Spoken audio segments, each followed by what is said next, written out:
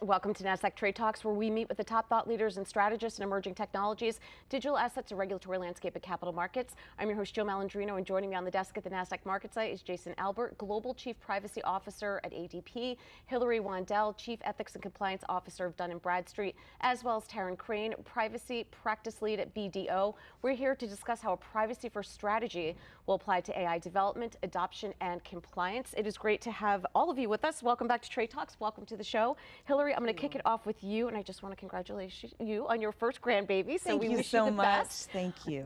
Let's think about how companies should be thinking about implementing AI, because it seems to have gone from the tech part of the equation. Now ethics and privacy is what companies need to be focusing on. They absolutely do, Jill. I think the implementation piece right now goes to how do we think about bringing it out of the labs, if you will, bringing it out of the tech teams and the data teams to it being part of what everybody needs to be approaching every day. So AI as we were just talking about a little bit beforehand, in Copilot. So how do you use whatever the tools are that are available to you in your organization to start to explore, to understand better how AI can help you in your own job, and how we can actually grow and expand our understanding, reason faster together with AI support.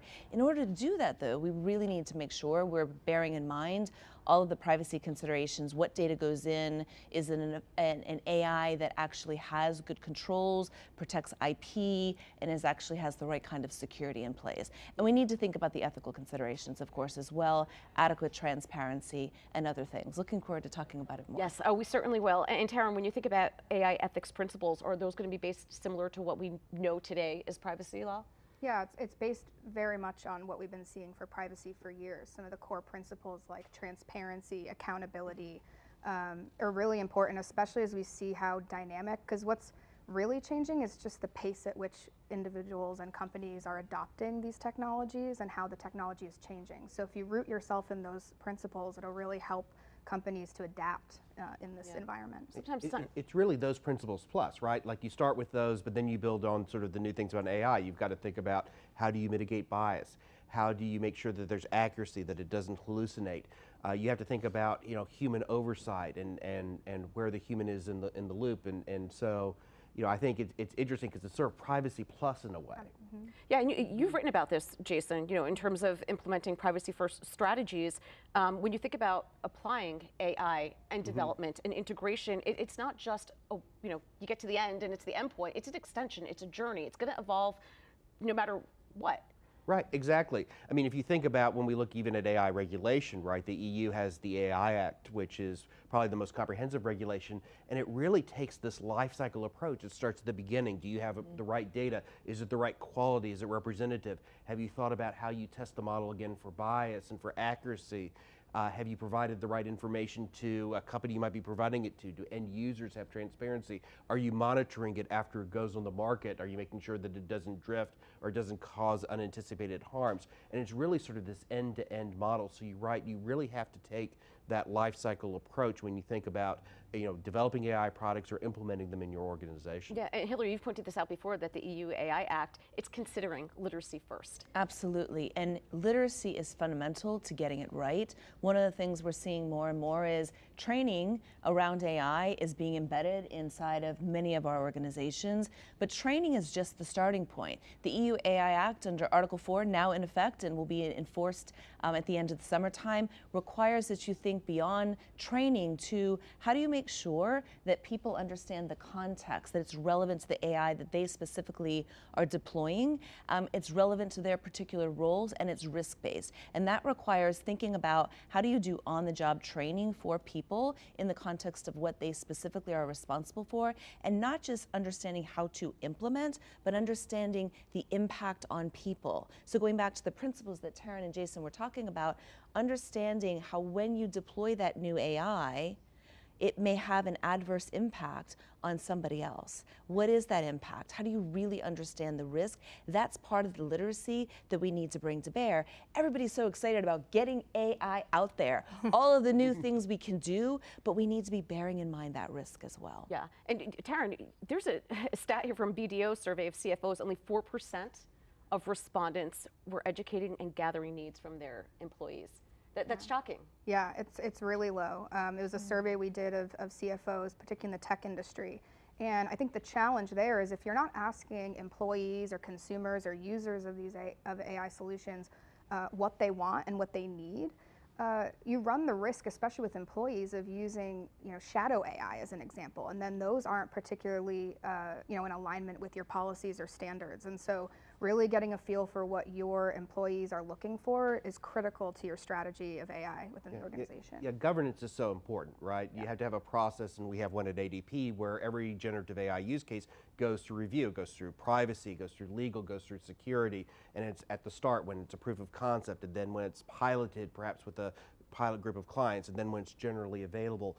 And that makes sure you contain the risks, but also it allows anybody to propose a use case. So you end up getting sort of that bottoms-up approach of what people think clients might need or what's helpful in their jobs to give them a process to get to that end state that you were describing. Yeah, I find that the most successful governance programs have that diversity, right? You have the risk-minded folks, you have individuals who are looking for innovation and use cases, and at the center of that is always the data scientists and engineers who can really advise on what those models are actually doing and help develop some standards as to how to test them for bias and other considerations. Yeah. I'm sure you're hearing, Hilary, from clients that looking for a cohesive compliance strategy, right? Because it looks different in the EU, whether it's the AI Act or GDPR and having to comply with that, whereas the US is taking more of a sector and state jurisdictional approach. How are you, do you comply at the highest level to the EU, or how are you managing that? I think for most organizations, it actually starts with the core AI frameworks that have been around for a long time. So we already heard from Taryn and Jason about some of those key principles, starting with it being human-centric, having that human in the loop, thinking about how you're designing for the human beings that will interact with it and that are impacted by it, especially if their data is inside of it. Making sure that you're transparent, but thinking about transparency versus explainability. Transparency is around actually sharing what data is used, how it operates, but the explainability goes to the decision making.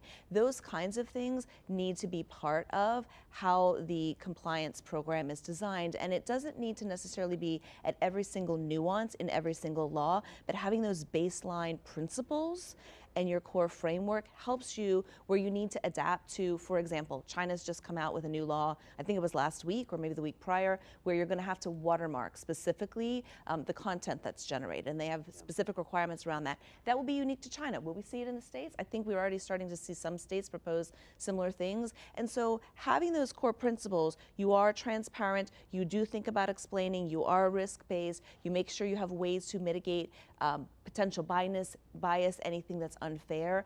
You can then adapt a specific AI solution made available in a particular market to those nuances. Yes. Jason, do you think we'll ever see a principles-based federal framework? I think we're probably, ironically, are more likely to see that in the AI space than in the privacy space. Like every year we keep hoping for federal privacy legislation. Every year our hopes are dashed. And the challenges are there's some very sort of controversial issues there that people have a hard time sort of getting agreement about, even if sort of there's a general desire to regulate. With AI, given the potential of the technology and how it impacts our lives and how we're going to see it in our personal lives, how we're going to see it in work, I think there's a lot more consensus about a potential possible approach that is principle-based, that provides flexibility, particularly when you think about different industry segments, but guards against some of the potential harms that, of course, any new technology can cause. So I'm a little bit optimistic about that. Yeah. Well, Taryn, let's talk about another paradox here, right? Data is today's commodity. It's the lifeblood of AI. How do you think about data minimization, as that's such a core part of privacy? Yeah, data minimization is critical, but I'll even expand that to data and information governance. It's been really interesting, I think, over the last year to see this resurgence of data governance with a lot of organizations, largely driven by the needs around AI. Historically, especially for companies in non-regulated industries, it's been challenging to build a data governance program because there's not a lot of budget put towards things that are perceived as more of a compliance or risk-based function. But now looking at AI, there's more of a business driver there. And so, the quality of AI outputs, the minimization of data and personal data, especially that's going into these from a training or an input perspective, has really put the focus on data governance as more of a business driver, which I think is really interesting. Yeah. Are you concerned about the deployment and how quick it happened with internal and external facing products? I mean, AI is nothing new, but the generative AI really became part of the consumer space as well. Do you think perhaps that risk mitigation and privacy first, cyber first might not have been the first consideration? I think it varies across organizations. I mean, for us at Dun & Bradstreet, it was something we've been thinking about long before ChatGPT came out. So we had the core principles already there to start thinking about security, thinking about risk in the proper way, thinking about what our transparency model will be. To Taryn's point, I think the data governance piece was so key because data governance in a data analytics company is obviously a really critical thing. It's part of the business. But thinking about provenance in a new way, thinking about traceability, and making sure that you're getting down into the depth of really good quality master data management, that's something that we found to be absolutely critical. And people who had data governance programs were already caring for those things. But I think a lot of organizations wanted to get something out fast. They didn't necessarily care for all the things, but we're starting to see a convergence where it's being a bit more normalized. Most people, when they want to purchase an AI solution, at least the compliance folks and the people in procurement and the lawyers who are reviewing the contracts, want to know they're buying it from a company that actually is responsible. And that's starting to normalize. I think that everybody's looking, well, what is best practice? How can I make sure I'm doing something that makes people comfortable buying my solution? Right. No, it's really interesting because, Tara, you're talking about governance, and Hilary, you talked about sort of having principles, and at ADP, like at Dun & Bradstreet, we did that early on in 2019, well before people were talking a lot about generative AI. But it comes back to this basic point: people don't use technology they don't trust. Trust is the essential to the adoption of any new technology. And that's what's so great about privacy. Strong privacy protections give people confidence that they can share their personal data, they'll be protected. When you think about AI, having a good compliance program and having that explainability and transparency allows people to feel confident that they're not going to be taken advantage of in some way, and that they can incorporate the AI and use the AI for valuable things. So I think that really all of this comes down to, again, not just sort of compliance as much as all of us enjoy talking about compliance, but really about trust as a business driver to adoption. Yeah, and I think Taryn makes a great point, building on what you had said, Jason, about this is a business decision now. It's not something that's nice to have or something we have to comply with. To your point, we talk about compliance all day long. I also think it's incumbent on the privacy, cyber, and legal professionals to understand the audiences that they're talking to when they're fighting for these resources or trying to, the explainability role, again, of why we need these things and need to think privacy, cyber first, because if data is the commodity, Taryn, it becomes a business issue, to your point. Yeah, absolutely. I was speaking with someone who's in the insurance industry last week, and interestingly, they were sharing that, of course, privacy is at the center of a lot of what they're doing around AI governance, but even more so the perception or even the reality of bias within some of their models, particularly if they're doing claims approvals based on using AI models. They don't want the perception or reality in the market to be that they're making any decisions against any particular population. So I think it's critical, that they're focusing on bias testing at the core of all of this. Yeah, because you certainly don't want a false or positive result when it comes to that, when it comes to bias. I mean, not helping the right group and vice versa, that's an issue.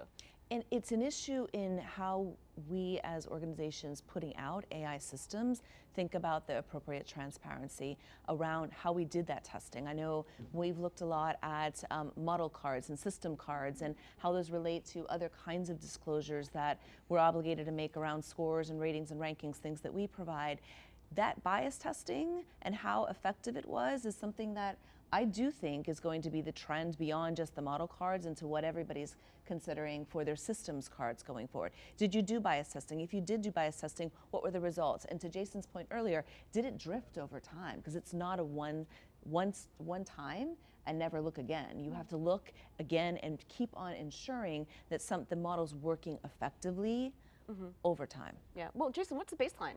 Right. What do you consider a good result versus what Hilary considers a good result? Are there industry standards? Well, I mean, the good news is that when we look at AI, it's of course subject to all of the existing rules we have today, including existing rules around non-discrimination. And so, we have lots of good methodologies that we've used in the non-AI world for testing for these types of things that we can equally apply to AI, and that provide very sort of helpful results. And we then, of course, see increased regulation in this area, the New York City law and the employment context around doing doing particular types of studies. But here's the thing, not only is it about sort of trust to make sure that you've mitigated inappropriate bias, but it's really also about accuracy, because if you have that, then you're not having an accurate result. And when somebody wants to look at AI to help in making a recommendation that again would be acted on by a human decision maker, because we all know that human oversight and human in the loop is important. You want to have confidence that that recommendation is based on sort of the relevant factors for the type of decision that you're making. Yeah, how is this going to apply, Hilary, to agentic AI? Well, that is the one that I think is going to be the most challenging for us, at least in the near-term horizon, because everybody's excited about agents just talking to each other and making all the decisions. And the first thing I said when somebody told me about agentic AI is I said, what about the human in the loop? The human still needs to be in the loop. I think there's a lot of hype around agentic AI. There's a lot of excitement about what it can bring, but it will be very critical that like we've already been talking about, there's testing. Does it work consistently, effectively, with accurate outputs that people can rely on? If it doesn't, what are you going to do to stop it? What are the ways that you can actually provide any kind of help to people who have potentially not received the experience that they were looking for when they decided to use that agentic AI?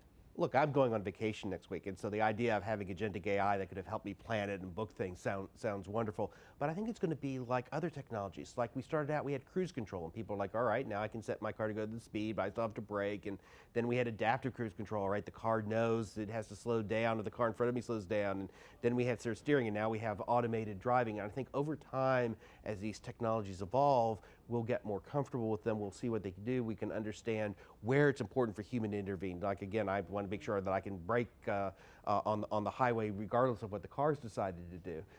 But I think, again, it's like any technology, it's going to grow and evolve over the time. It's not going to sort of be like sort of one shot, right? Which I think is such an interesting point. I mean, Taryn, when you think about it, the velocity and how quick technology is evolving relative to the pace that the regulation can, I also think consumer, even investor expectations is evolving just as quick, where you're expecting an immediate result and expecting everything to be perfect from the outset. When you have to exercise some patience, back to science, what you were saying before, Hilary, part of science is to fail and figure out how to fix it. Right.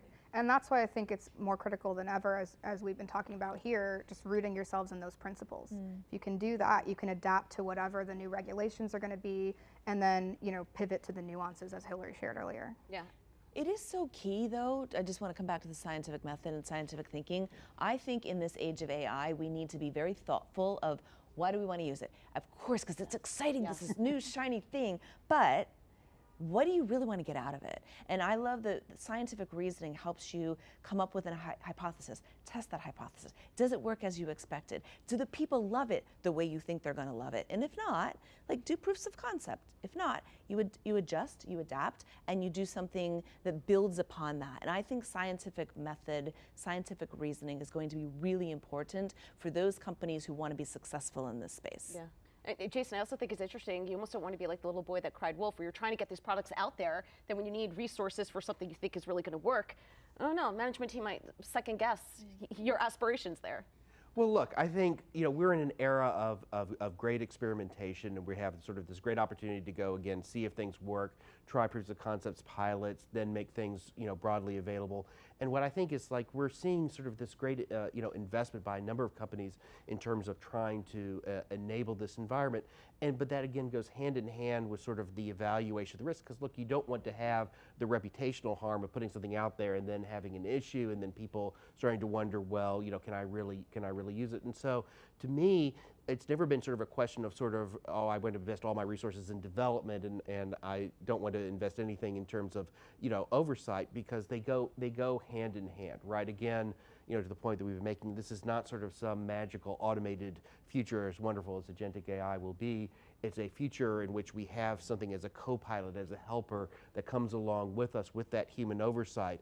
And so by combining that compliance aspect with that development aspect, you can have the best of both worlds.